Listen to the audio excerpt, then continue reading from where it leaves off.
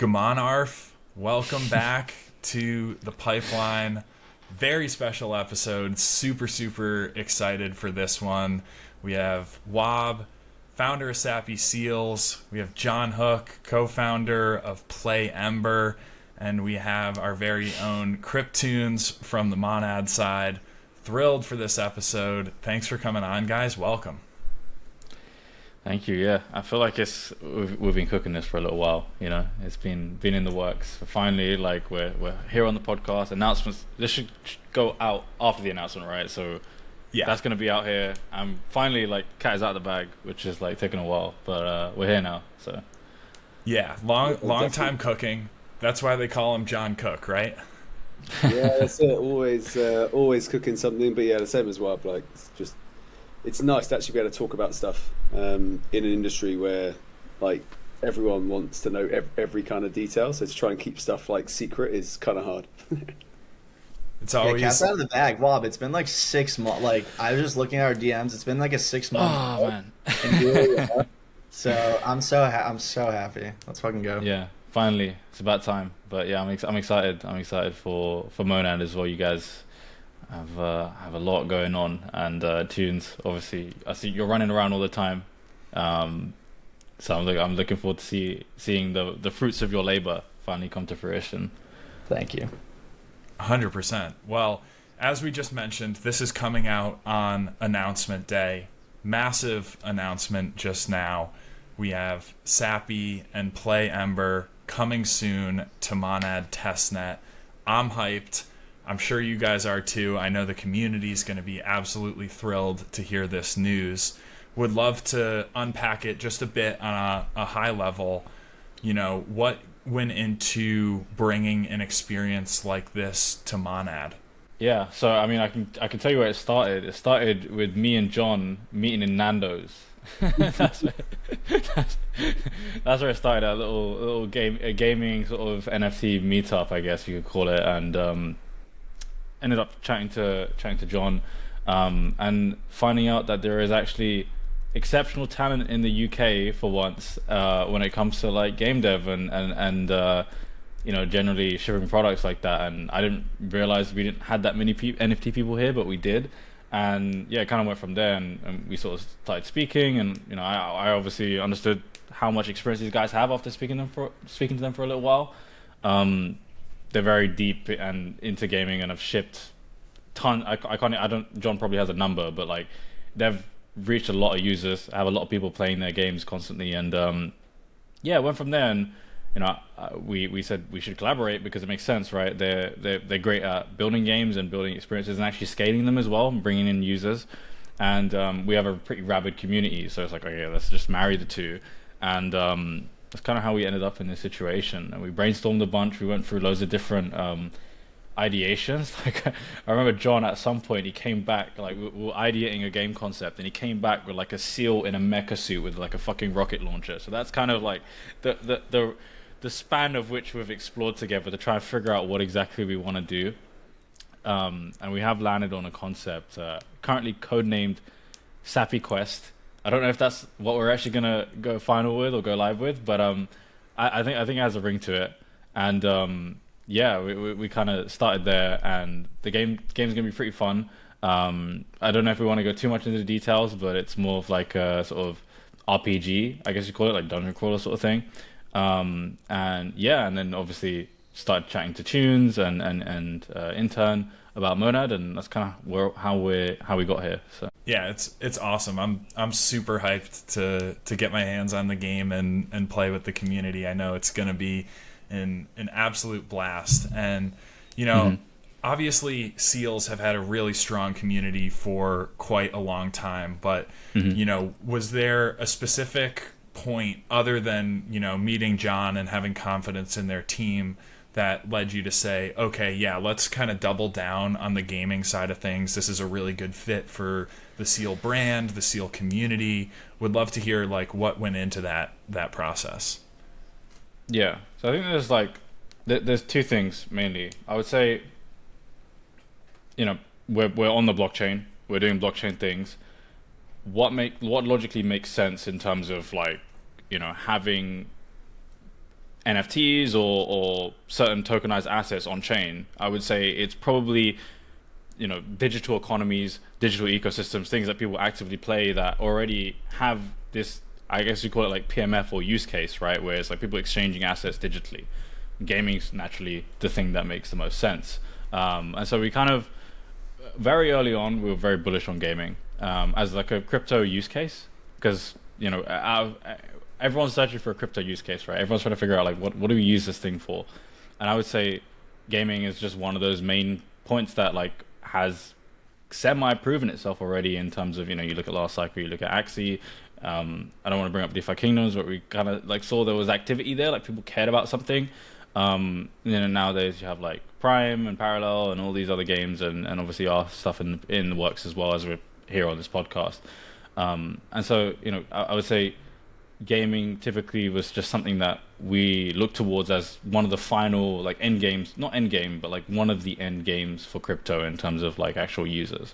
And then, doubling back on that, and the second point is more so like if you've got an IP, you've got a community, you've got something rabid, how do you make people experience that at scale, right? And it's delivering things like what Jon and the Play Ember team is great at, which is building out these experiences and games that like captivate people, make them, excited to hop on their phone, kill some time, play something, and experience, an IP as something that is exciting, that has, history and this whole culture around it, and getting a sliver of that, like a little slice of that sort of experience. And so like if we want more people to enjoy Sappy and we want more people to be a part of our ecosystem, the best way is to go out there and give them something that they will care about.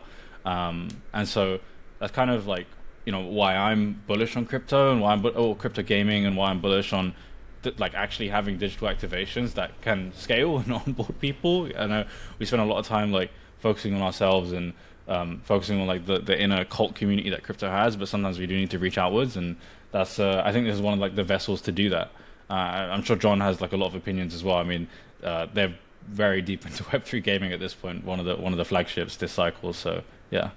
Yeah, I mean, I think you nailed it, right? It's just, if you're going to get normies like to engage with crypto blockchain powered experiences, gaming is just such an obvious one, right? Like casual gaming is so broad, it covers, it's like entertainment, right? Because people exactly. love gaming, but like as Wab's saying, it's like entertainment. So if you look at like TikTok, like YouTube, and you look at also what index as well with people that spend time on streaming platforms, gaming is just part of that routine. I just think at times in Web3 we just overcomplicate gaming specifically for that audience, right? It doesn't, it's what again, it's great. I really enjoy podcasts that start with Nando's. It's like a running thing. But yeah, like we covered a lot in Nando's, and that's one of the things like why. I mean, look, there's some really complex Web3 games, and there's a whole bunch of like entrepreneurs and trailblazers in like fully on-chain games. But I also believe there's going to be a big segment of Web3 gaming that are these just lighter touch experiences, just as you get in Web2, for that more casual audience that want the same level of entertainment, and are used to a very light level of like technical ability to access that entertainment. You don't have that huge friction. So yeah, I mean, I'm super bullish on blockchain tech and what we can do with it for like gameplay experiences, design loops, monetization. But for me, like Sappy Seals, there is no substitute for just great IP, right? That won't change, right? That's not. That for me is non-negotiable, right? You still need great IP for players just to download a game, enjoy the game, come back, find out what other digital content is around the game. So yeah, like Sappy Seals is just like a perfect IP to be making a game with. Wow, I love that you said gaming is the end game. Well, I should have come up with better words, but yeah. It's kind of I don't know. I feel like it is. Are you like super bullish on Web3 gaming, or are you? Yeah, well, because it's like a lot of the crypto use cases are like just like adding value to things that people are already doing, and it just seems like you're like, oh, like walk to earn, step in, or like you don't own your data or whatever. Like just like finding these little like arbitrages where like someone's taking that money and it's like, okay, let's replace that with like people like getting it instead. And it's like, I mean, gaming's just the easiest thing where it's just that most of the games kind of suck. Like, you know what I mean?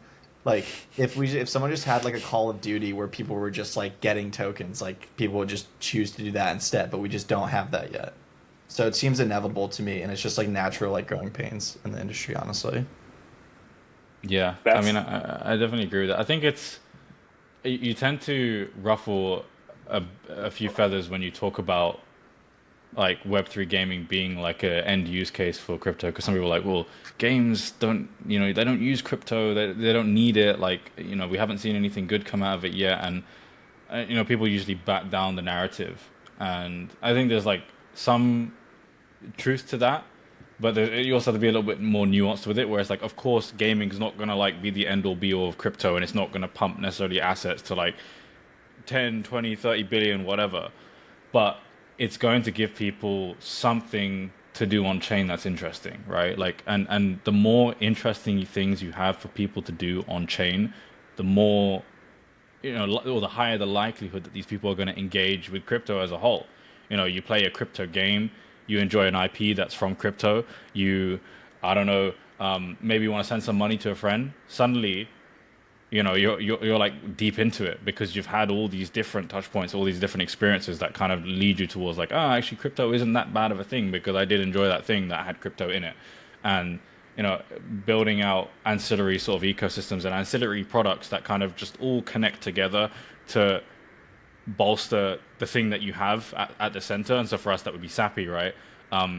Is ultimately going to onboard more people and bring interest to crypto, and that's kind of like what we want to do as a company, right? It's like do entertainment correctly in crypto, and for us, it's just let's create products with great people and other teams that like know what they're doing, bring in the right talent, and then reach outwards and kind of have all these interesting things going on, and that just increases conviction, that makes people care about seals, that makes people care about the things that we're doing on a day-to-day basis and everything in between. So that's kind of like my philosophy, or like why I think this is valuable. Of course, when you talk about casual games, like sure, a casual game isn't going to turn someone into a crypto maxi, but it's going to get them involved, if you do it correctly, that is. Yeah, I mean, it's like in crypto's just seen as so risky. So it's like if you're like a really talented game developer, you're just like so disincentivized from ever building a crypto game. But if you're like don't have a bunch of experience, you probably are more likely to. And so I just feel like a lot of the games that have been built in crypto so far aren't that good. And so then because of that just like natural market force, it makes people think that crypto games suck when it's really just kind of like growing pains. And like it's like 10 years from now, like if Bitcoin is whatever price and it's like people using stable coins to buy groceries or whatever. Like it's the industry itself is just feeling less and less risky, especially like ETFs and stuff like that, where it's not going to be seen as such like a risk for someone to like work in this industry. And so it's like just like everyone knows like it'll be here 10 or 20 years from now, but then it's like what does like the in between look like, and like who are like the teams and the games that like actually like make a compelling case to like the Activisions of the world or whatever. That's kind of my take on it. I just feel like gaming's inevitable, and it's just like people just look down on it because a lot of the games that have been built so far aren't that great. But I think that's just like a natural market force. I think like sorry, go ahead, John. Yeah, I was just going to say, but there's that ecosystem point that's really important, right? Because people keep saying, "Oh, we need retail to get here." Wouldn't it be nice at some point when we're just always on, right? It's not this bull bear cycle. So how might that happen? Is okay, you get these. I mean, I don't even call them casual gamers. You get these consumers in, and they've been playing a game, and they've now got like some currency that they basically got for free, and it's like, so Wab's point, it's like, what else is here? What else can I do, right? And it's like, oh, cool. There's some cool like communities that love art or music, or I'll go check that out, and I can use this, these loyalty points or these, this crypto that I got here over here. Okay, that's great, and then that's it, right? So that. I think that's the thing that gets lost sometimes, and that's why collaborations like this are amazing, because that's the net effect. The more this happens, right? But I think sometimes people do, and I understand why people get deeply tribal, but then it's the whole concept of a tribe. Like, you're going against another tribe. It's not about necessarily like all trying to have like some nice harmonious like giant tribe.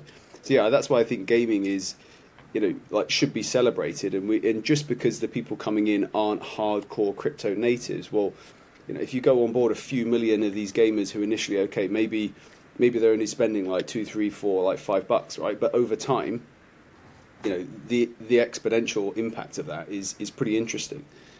So I think that's why all of these like cross collaborations are really important. Like community, like gaming, like infrastructure.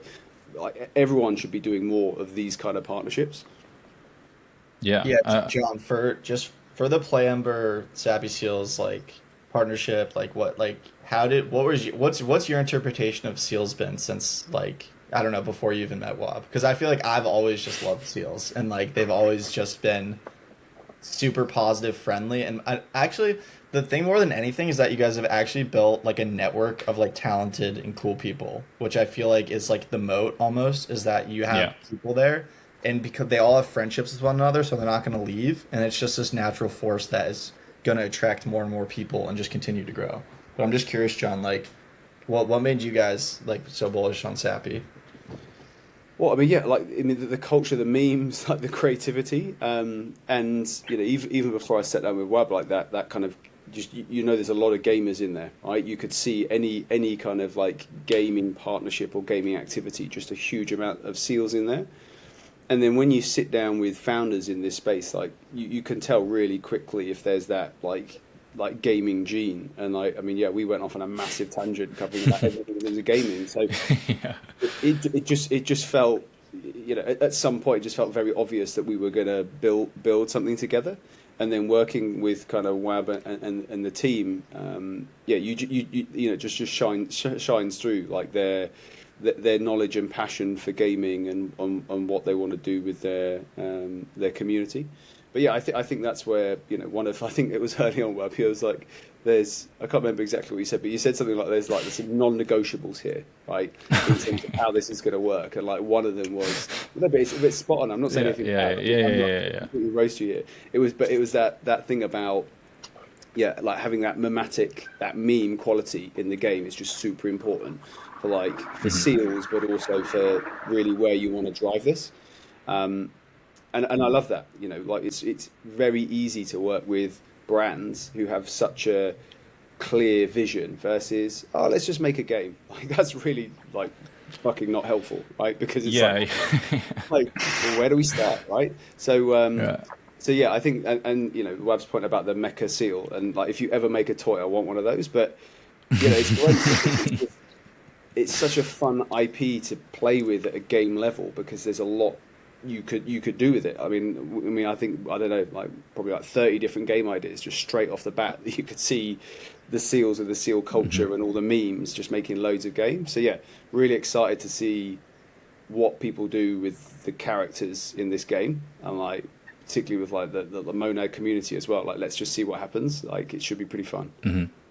Yeah, I love hearing deep Wab lore. I feel like if you know Wab enough, everyone has a story of like, a deep bear market, this funny interaction. I remember I was like in the Sappy Seals Discord, and like I don't even remember what happened, but just some like late night conversations, and it's pretty funny how like the bear market, you always have these like moments with people, and then it's like you like cherish them, and you're like, oh, I remember back when it was like the only people in crypto were people that were just so diehard and they were just so crazy. And then now it's kind of like crypto's going up, so you don't know who's a tourist or not. But yeah, Wab, I remember it was a long. I remember that that evening. It was particularly memorable. Well, Wab, I noticed that.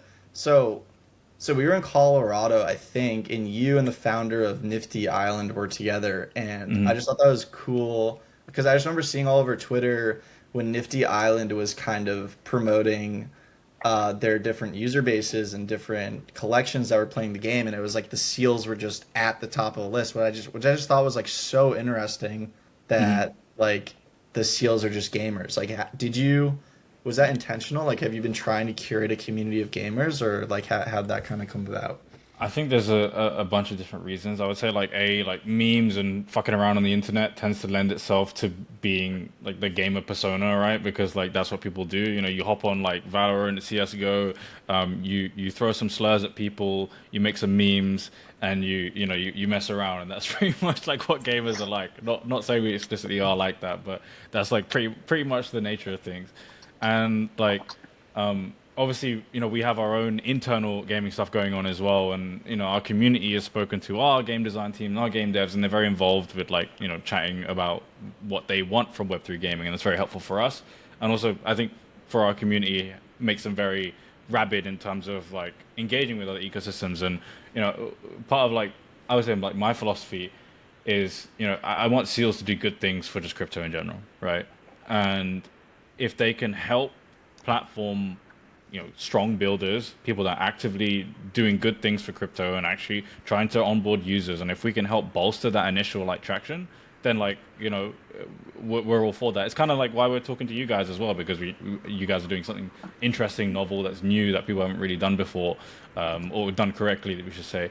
And we want to be part of that. We want to be there at the ground floor assisting, and hopefully in future that gets paid back in some way, right? You pay it forward. So that's kind of how the Seals have, I guess, got that aura. And we've worked with other communities as well, like Pirate Nation, and I think every single game that we've kind of collaborated with or worked with as a community, not like as a team, but as a community, the numbers are pretty insane. Like I think that our D7 retention rate for like a lot of our collaborations was something absurd. I can't remember the exact number. I think it was like 80% or something, which is pretty obscene. Like in terms of the people that are returning to the games, and that happened across Nifty, happened across like Pirate Nation. That might be D3, not D7 for Pirate Nation. I don't know, but anyway, my point being is that like Seals are down to just help people build and launch cool stuff, and this is exactly why we're doing this here, because at the end of the day, if we work with Play Ember on something, we're gonna bootstrap this, we're gonna get some initial traction, all the Seals are gonna go ham, we're gonna go wild, we're gonna push this out there, and hopefully get it off the ground and moving, and have an ecosystem surrounding that. And so yeah. I feel like there's a lot of commonalities between Seal community and Monad community, and I think that both are going to have a nice little merge as the announcement goes through, and then also like just playing the game, because like our community is kind of like latched on to like Oh Baby games and like a couple others, and they always turn out, and so it'll just be cool to see like all the Seals and all the Nads playing Sappy Quest together. So I'm super excited for it. Yeah, I think your community as well, in terms of Monad, and why it's particularly interesting to us is because you have curate, even though you're like pre-launch, so technically like some people say community, you see the real community when the token launches and when the ecosystem goes live. But I think in terms of prepping yourselves, having the maximizing your probability of having success and having users, right? You have the right persona types, right? Like the creatives, the people that are mimetic, that are able to do interesting things and are willing to experiment as well. I think you've curated a bunch of those sorts of people, and that once the chain does go live and testnet goes live and everything, you're going to see those people come out of the woodworks and actually launch stuff, which is going to create traction, whether that's meme coins, whether that's NFTs, whether that's just like general content in terms of videos, like anything like that.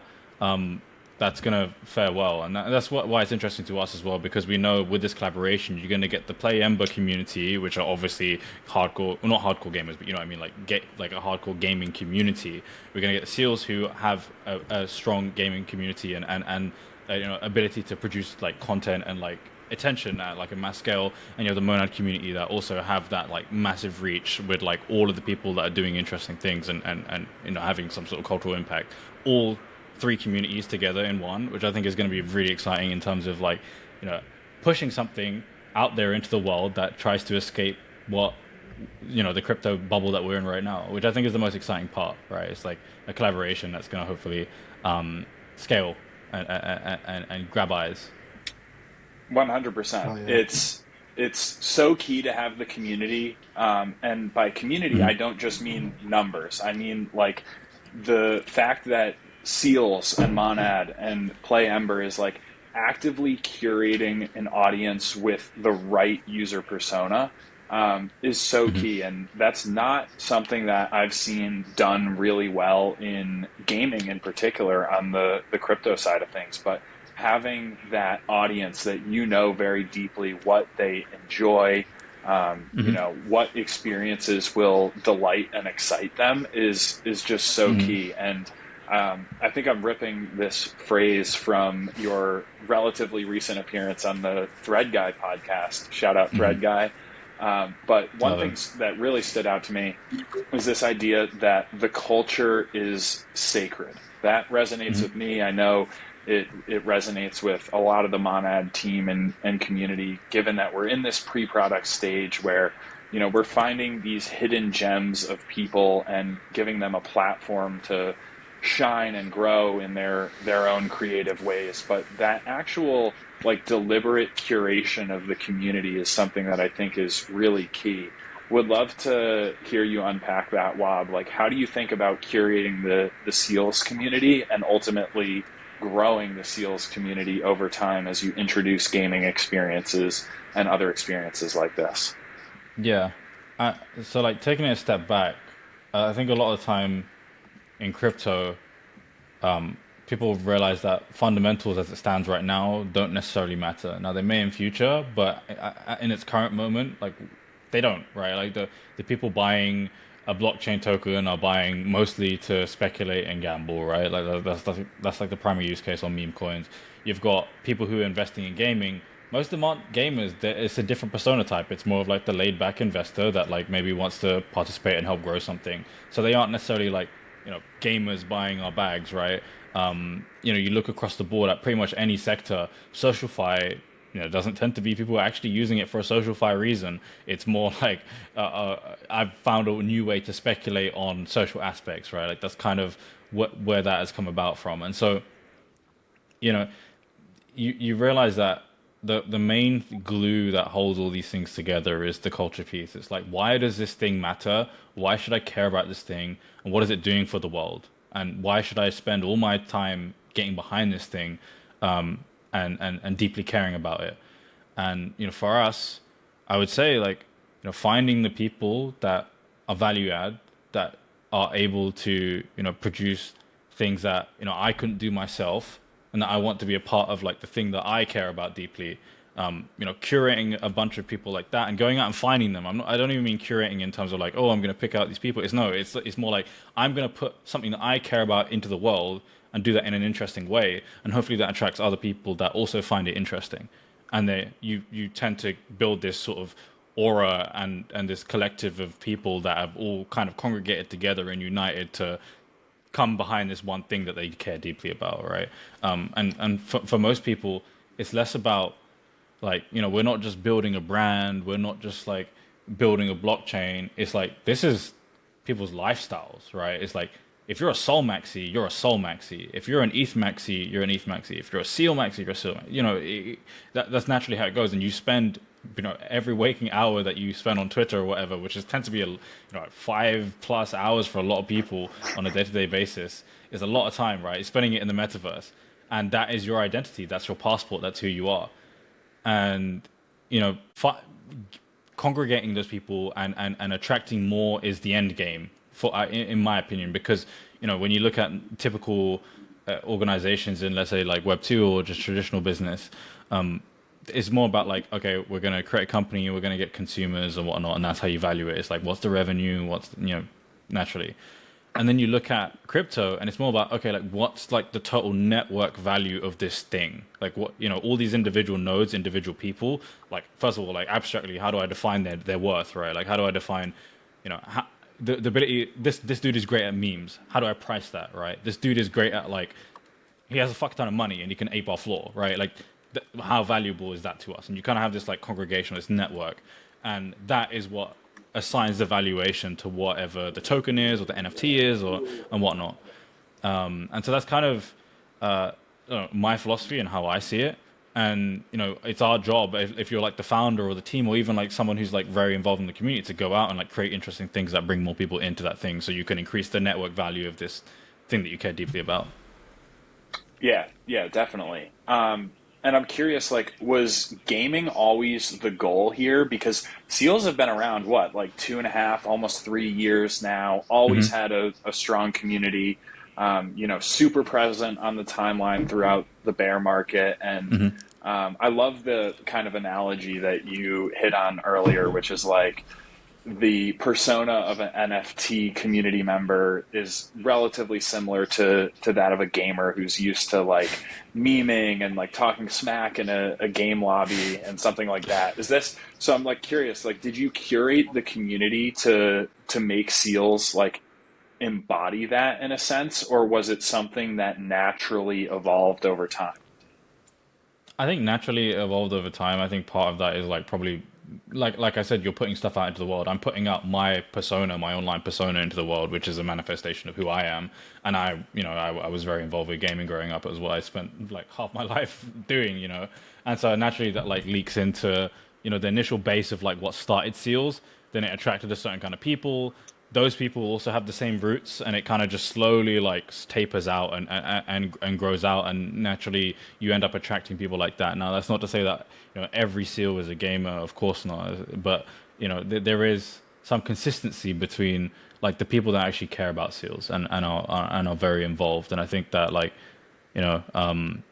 it's a good bunch, and we have exactly what we need for like the things that we're going for and the ambitions that we have. So yeah. Yeah, spot on. And I'm curious as well, like kind of zooming out super high level, like why are you particularly bullish on NFTs? Like I guess what made you like want to, one, start an NFT project, and two, like take this very hands-on role where you're obviously deeply involved in the community, and you really put community first. Where would you go on that front? Like why NFTs? So it's funny because like you also initially why NFTs, because NFTs seemed like the natural progression from tokens, right? That's what it seemed like at the time, because you had your ERCs and it's like, oh my god, now we can have like unique identifiers for people, and now this is like, if you were to think of like blockchains or crypto as like a city or different cities or countries or whatever, you have like the citizens now, like the unique identities. I mean, naturally things didn't tend that way. I mean, we've kind of seen like NFTs tend to be less interesting than tokens for speculators, which is very revealing as to like why people care about these things, right? Generally, price go up technology. They tend to be not great at price go up, which is unfortunate, but they do have upsides in terms of like the finite amount. That's important because it means that you can only hold a certain amount, or you specifically want one of these things, which adds to the identity portion. And those things are like, I feel like we undervalue them a lot. I know some people are like, oh well, meme coins, you can kind of do the same thing. You can I don't know, I can wear the hat of this meme coin, and I'm part of that, which is true, and you can do that.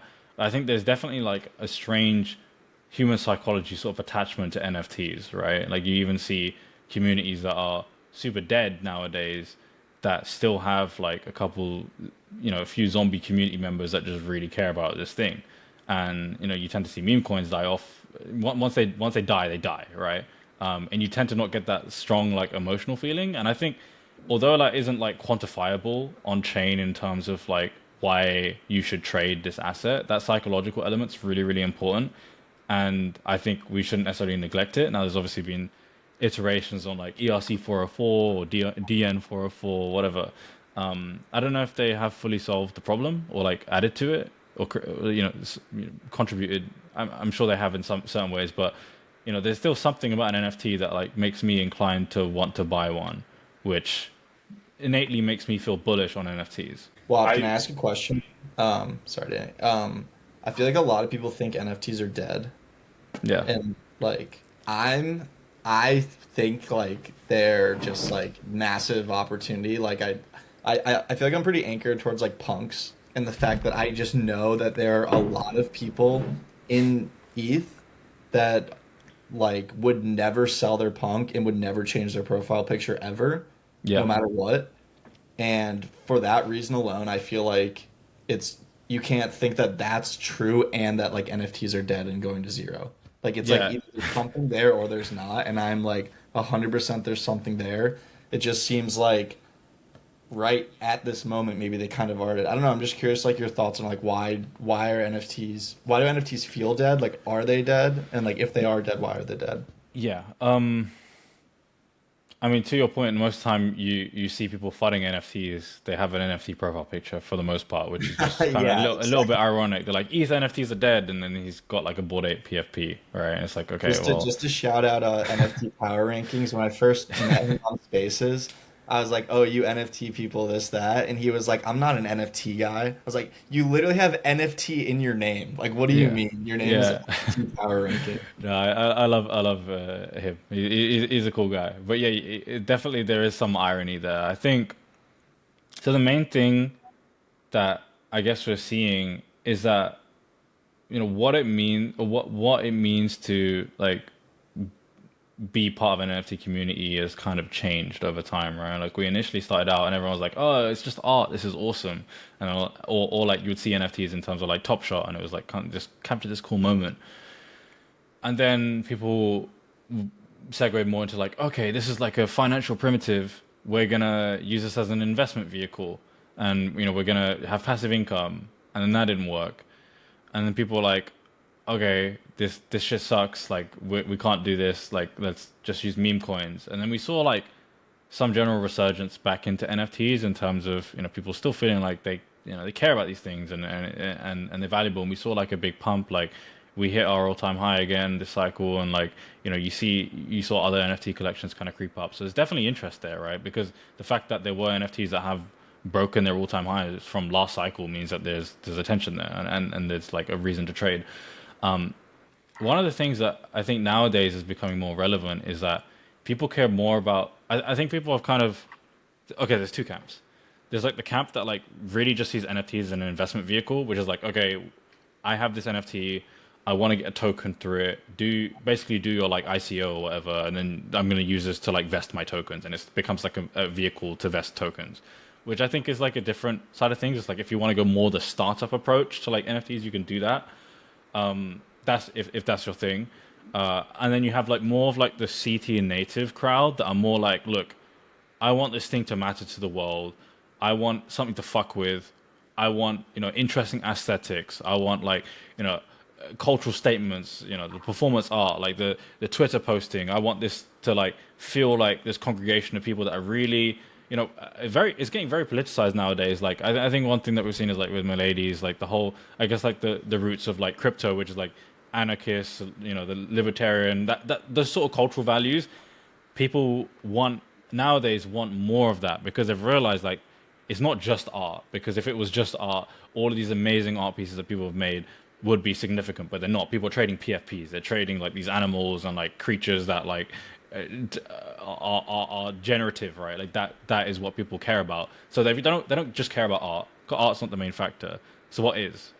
Is the network, is the collective of people that are actively doing stuff and outputting into the world something that they believe should be, you know, something that other people should care about. And as long as you continue along that train of thought, I think you tend to go towards areas where it's like, okay, how can I do something interesting that impacts more people than just in crypto, right? Like, how do I do things that matter to the world? And the more you do that, the more people are going to care about it. And then naturally the floor price goes up. I think that bit's still being figured out.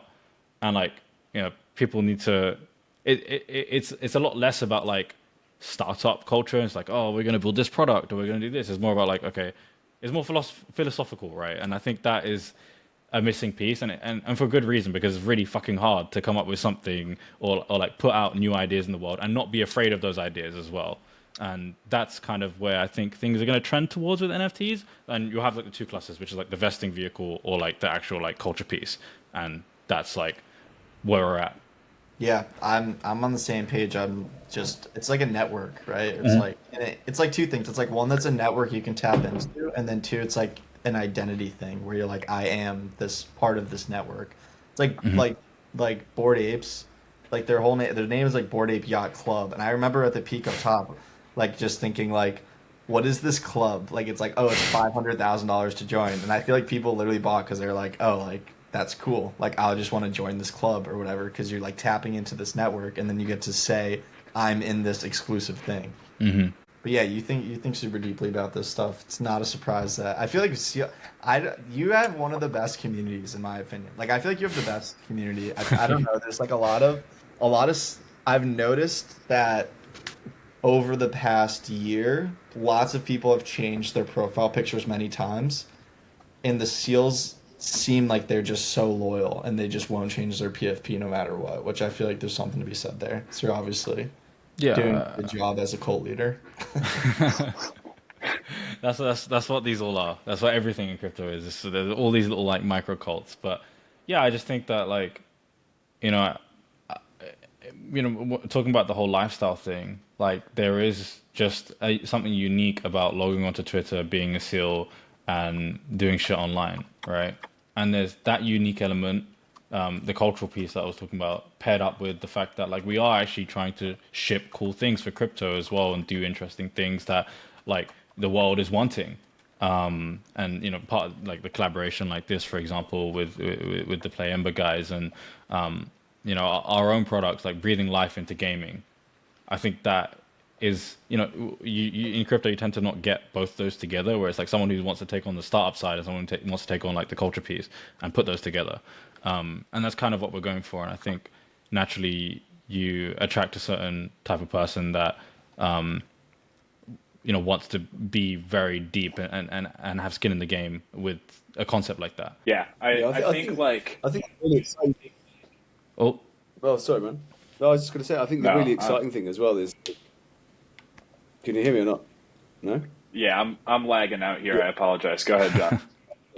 No, I think the really interesting thing about this is you talk about like the sort of like cults and these kind of words, and you think like immediately your brain's like quite small. I think the interesting thing here is, okay, yeah, people are beating down on NFTs, but also if you zoom out a little bit, we're literally scratching the surface of people that have been exposed to these new brands, right?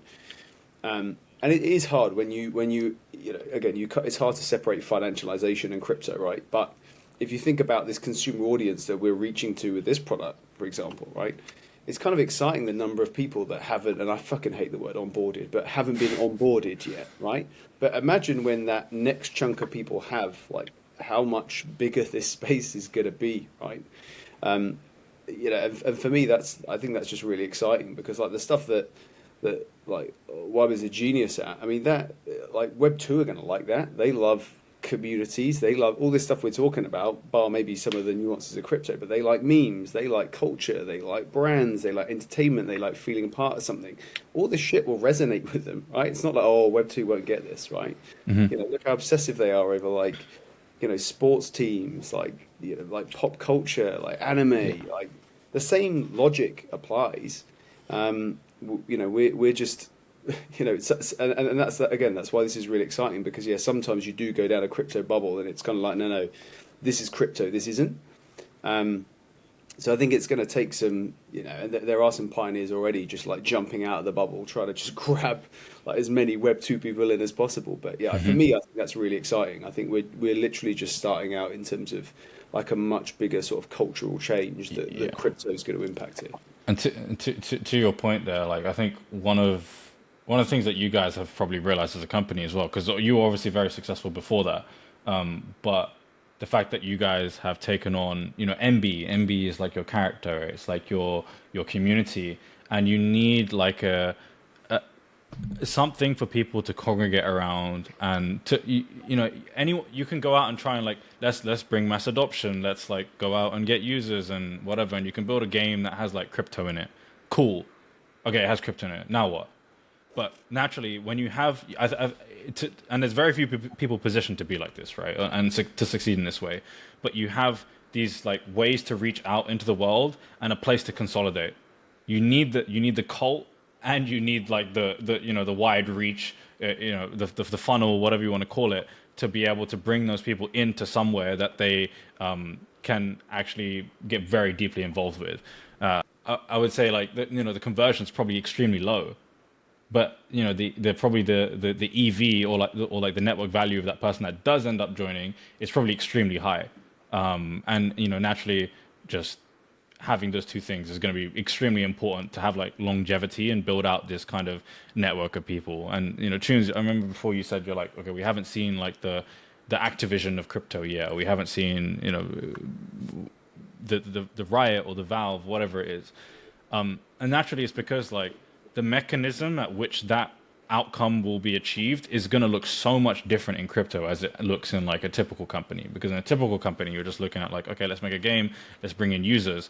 Whereas like in Web3 and in crypto, you're more so like, obviously users are important, but it's like the power users. Those are the people that are kind of like, you know, valuable to whatever your enterprise is. And then you obviously like have this web of people that connect into different communities that actually are accruing value to whatever you're doing as well. And so how do you quantify that? Like how do I rationalize like when we've reached that Activision status? Because you could argue like certain communities or whatever have, you know, in terms of like not revenue but like market cap actually exploded in that way of things, but it just looks different, which is why it's so confusing to people. Although like not negating from your point, like obviously we do need great products and we need things that like people are going to care about in that way, but it's just the method of action and how that actually progresses is so different. And it's like we're always like constantly trying to retrofit like crypto to like traditional companies, when like the actual way of going about growing these things actually looks very different, because you're trying to gun for those like cultish inner circle group than like just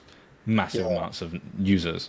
Wab, have you read Chris Dixon's book Read, Write, Own? He like talks about this term called skeuomorphic, which is basically like that in crypto we just try to retrofit everything to look like Web 2 plus crypto, when really it's like everything is going to be like so different.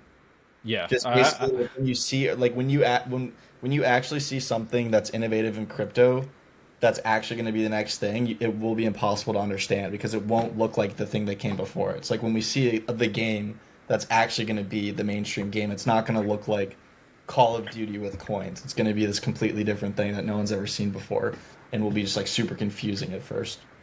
yeah. I haven't read it personally, but I mean it makes a ton of sense, right? It's like, you know, you look at, I mean, who would have thought that NFTs would have gotten that much attention and that much traction and become like a staple of crypto, when people initially just saw pictures of animals, you know, like it seemed absolutely delusional, but like here we are. So Yeah, that's why I fucking miss punks, is because it made no sense.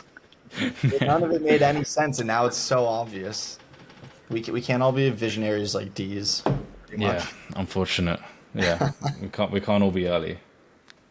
Yeah, it takes that vision, and it also takes that knack for leading a herd or a tribe or a cult, and like getting the right contributors involved, as you talk about often, Wab. And you know, that's a core philosophy for us at Monad, and clearly a focus for you know, Play Ember as well. And I think that is something that goes without saying, but also can't really be understated, the importance of that. And I think that's why we saw so many NFT founders, so many NFT projects close their doors and sunset, because, you know, the fit wasn't there. They didn't necessarily have that person who was going to be in the trenches 24/7, truly being a leader of that community, curating the right audience. And I think that's, you know, 100% what it takes. Yeah.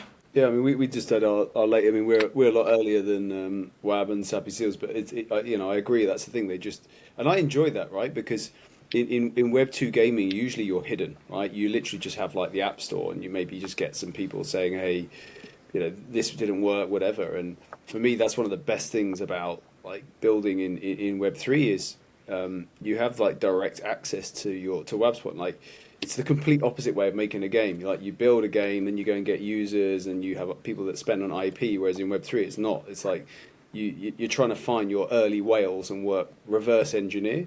But yeah, it's really great having that that direct access to your community, and like building brands completely different to the way you build a brand in Web 2. Right? You know, you spend years researching it, building it, you know, army of people at DreamWorks, and 10 years later you're like, oh, here you go, here's the next big character. Whereas in Web 3, you're kind of just doing it hand in hand with your community and just letting them freestyle and create stuff. And I think that's also a bit that people shouldn't lose, because it's actually kind of fun, right? It's just about embracing these completely new business models and opportunities we have. And I think, yeah, like in gaming, yeah, I think that there's going to be a segment of games that maybe is that familiarity and entry point. But yeah, these future, like in my sort of casual world, like the next Zingers, I know they've got Camo and Sugartown, and like what Tommy's doing is amazing. But yeah, like the next Zingers, like the next Scopelys, right? I mean, I'm just curious to see what they look like.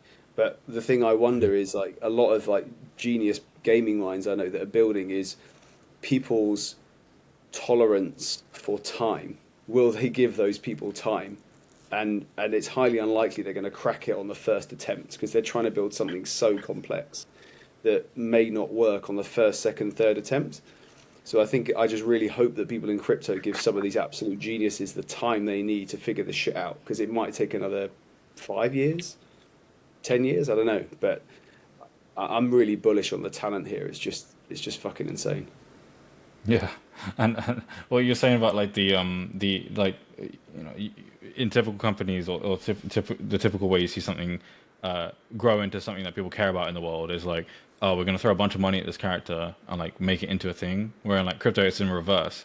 And so here you can't actually fake that, right? Because you actually need to put something out there that's grassroots, that people give a fuck about, and take it on as their own identity. And making someone do that and make that step is like really fucking difficult. And you can't like just pay someone or just put ad dollars in front of their face to be able to achieve that outcome. Because if they don't at their core believe that this is something that like I fuck with and is cool, then you're not even going to get any traction whatsoever. And that is actually like a really good way of like what do you call it? I forgot what it's called. Where you have like a 99% like death wall for like products or whatever. It's like, only a few make it through that stage, and then only 1% make it to the next stage, and then suddenly you've actually got like a good selection of refined things and communities. And there isn't necessarily a way to cheat that with just throwing money at the wall, right? In some cases maybe, but like it's very dampened in crypto, which is really cool because it's authentic, and authenticity is like the most like valuable currency we have nowadays, because everything is just being put in your face in terms of like attention, in terms of limited time and sponsorships, ads, everything is like all thrown in your face. But when do you ever get to like engage with something that is just raw and real in itself, right? Do you think we'll get back to that though, like, compared to like the last bull? Like now there's so much competition for attention. Do you think we'll hit a point where that's maybe what restarts NFTs? Because people are just like, okay, yeah, this is cool, but I just need to get back to just like my home. All right, I just need to have a bit of balance. Whereas, yeah, things have been a bit mental with like meme coins and AI and L2s, like literally everything, right? And NFTs just kind of got forgot about. But yeah, I'm just wondering in terms of just that, because I'm hearing a lot about people just like, fuck, I'm just burnt out. Right? I'm really burnt out. And when you're burnt out, where do you go? Like, to your friends, right? To your community, because you need to just recharge a little bit. I'm just wondering if some of that might also, outside of obviously number, go up. But it's just, John, it's a classic market cycle, right? It's like if you viewed the Wall Street cheat sheet, it seems like people in NFTs are depressed, and that's when it's the bottom. Like, is depression a good way to describe people in NFTs right now?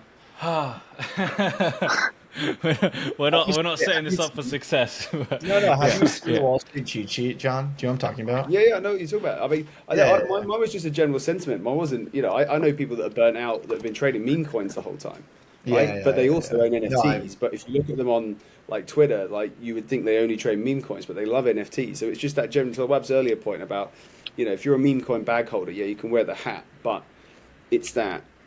Again, there are strong communities, but that's what I'm just wondering, just as a whole, as loads of people get really burnt out, some of that as they start retrenching and remind themselves about NFT communities, as well as liquidity and cycles and attention cycles, tunes to your point, I'm just wondering if there's a little part of that human psychology that people will remember maybe like the last bull run, that, like the kind of dopamine NFT hit. I don't know if we'll ever like reach that like giga level of speculation, because you only get that when you have a limited amount of things to deploy liquidity into, and like the entire market is just trying to like get into this thing, right? And so when you only have like 10 NFTs to deploy capital into, and we saw this with ordinals, right? Everything just fucking pumped, because like where else can it go if everyone wants to get in on the narrative? And so naturally, I think that cycle is kind of gone now, and I don't know if we'll ever reach that like level of hyper speculation, like a $500,000 PFP. I don't know if that's ever like a reality again, especially with all the dispersed attention and just places to park liquidity. And I would say like, from my personal perspective, I think a lot of NFT communities aren't necessarily coming back. I think there is like some people are like, I just want to I want to buy some NFTs again and just like get involved for sure. I think that there needs to be more.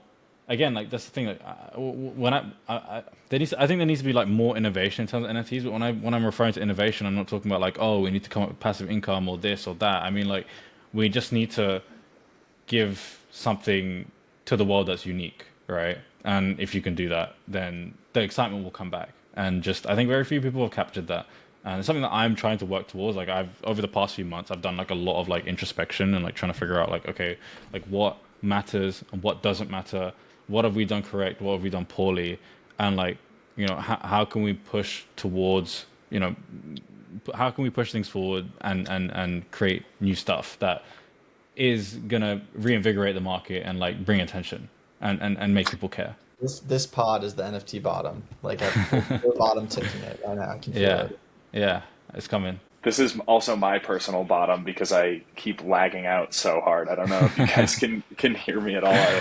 I apologize. But having a ton of fun, and I'm shocked that we're already over our scheduled time here.